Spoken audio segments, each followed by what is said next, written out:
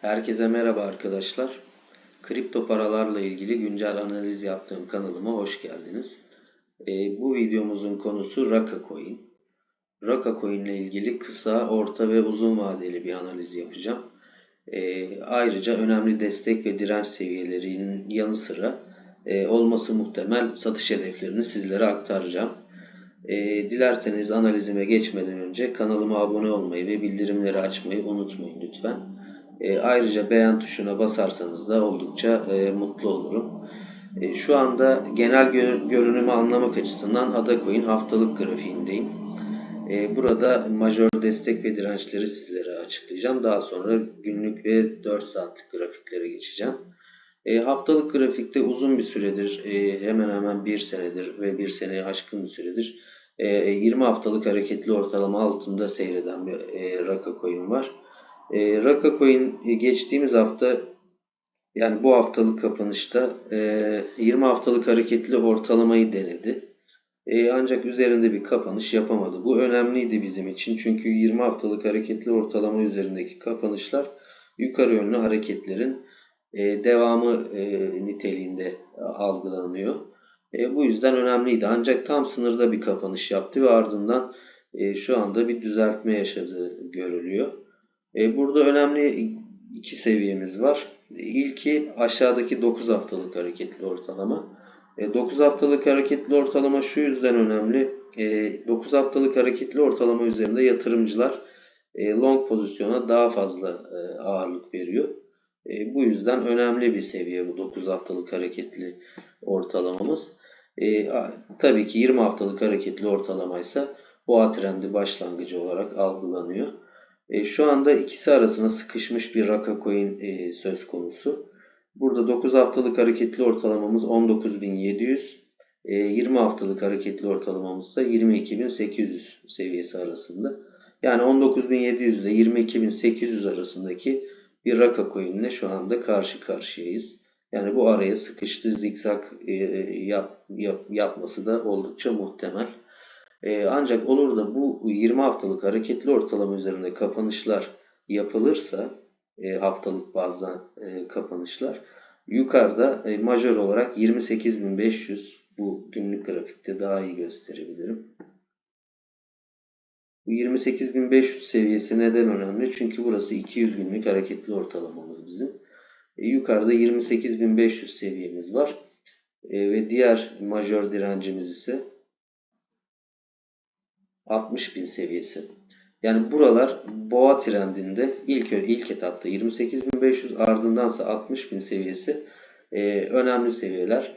İlk etapta 20 haftalık hareketli ortalama üzerindeki kapanışlar, yani 22.800 üzerindeki kapanışlar 28.500'ü, 28.500 üzerindeki günlük ve haftalık kapanışlar neticesinde de 60.000 seviyesine uzanan bir yükseliş görmemiz orta ve uzun vadede söz konusu olabilir.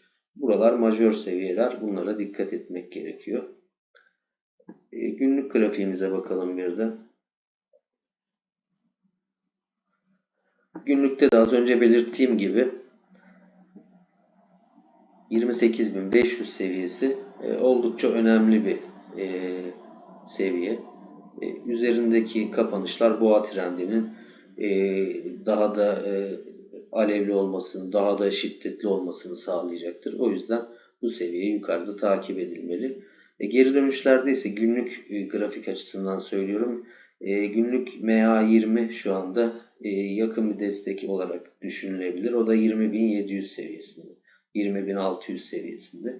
Burası da günlük işlem yapan arkadaşlar için yakın bir destek olarak düşünülmelidir. Ultimate MACD'mizde yukarı yönlü bir trend söz konusu oldu. Burada 16.000 seviyesinden itibaren yukarı yönlü bir trend söz konusu oldu. Ancak bu trendin de herhalde sonuna doğru geliyoruz gibi. Çünkü burada artık bir sell sinyal, yani short sinyali vermek üzere gibi duruyor. Squeeze momentumumuzda da günlükte trend bir ara bayağı bir güzeldi. Güçlenerek devam ediyordu. Ancak son bir haftadır trendin de yavaşladığı görülüyor. Yani trendin zayıfladığı görülüyor. Bu da yeni yakın vadeli düzeltmelerin olabileceği göstergesi olarak düşünülebilir. 4 saatlik grafiğimize bakalım.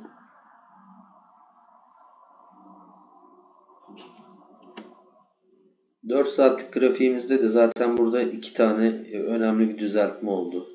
Hatta 3 tane. Bu trend gücüyle alakalı. Yani bu sürekli yukarı yönlü majör seviyelerde bir satış fırsatı olarak algılanmış yatırımcılar tarafından. Burada az önce belirttiğim 19.700 seviyesi ve ardından 22.800 seviyesi yatırımcılar tarafından sürekli bir satış fırsatı olarak algılanmış. Burada yukarıya attığı 22.800 seviyesinin üzerine attı ancak tutunamayıp yeniden bir düzeltme yaptığı görülüyor. Aşağıda 19.700 seviyesi majör bir destek olarak karşımızda. Bu seviye düşünülmelidir. Bir de indikatörlerimize bakalım. Evet, burada zaten Ultimate MACD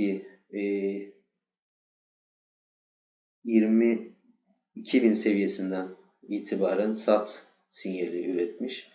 Squeeze Momentum'da 21.500 seviyesinden itibaren short sinyali vermiş.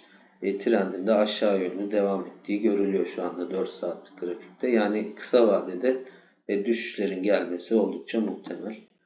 Burada tam tersi yukarı yönlü hareketler için önemli seviyeleri sizlere aktarmak istiyorum. Çünkü gerideki önemli destek seviyelerini biraz önce sizlerle paylaştım.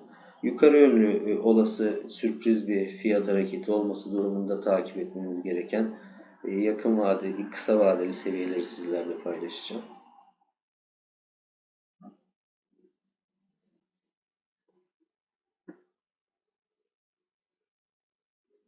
Evet.